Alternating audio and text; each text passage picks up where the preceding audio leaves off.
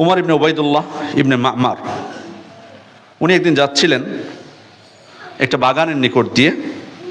তো সেখানে দেখলেন একজন দাস।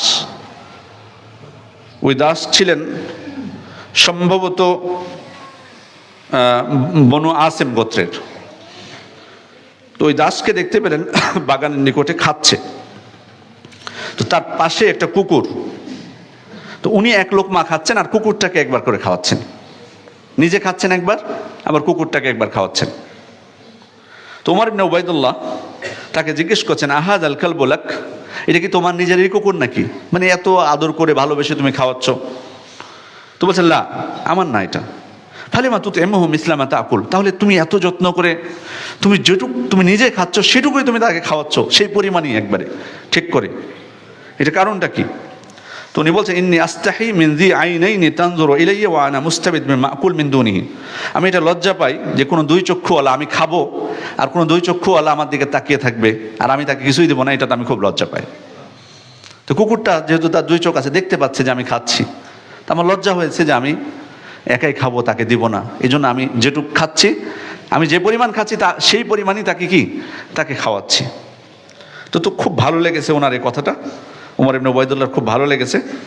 তখন উনি বনু আসেম গোত্রের কাছে চলে গেছেন, যাদের ছিলেন উনি দাস, যে বলছেন যে আমি এই দাসকে ক্রয় করতে চাই এবং এই বাগানটা যেটা, সেই বাগানটাও ক্রয় করতে চাই।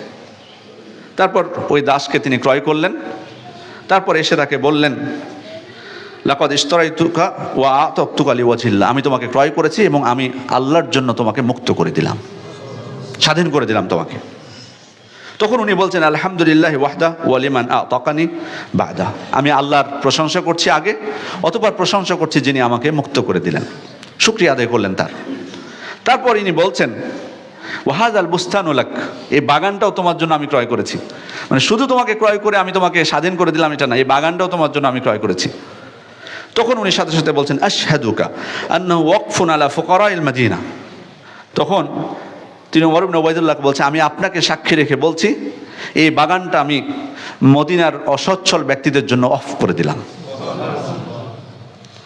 তখন উনি বলছেন, ওই হাক তাফআলু হাযা মা হাজাতিক, তোমার প্রয়োজনের জন্যই তো আমি তোমাকে দিলাম এই বাগানটা।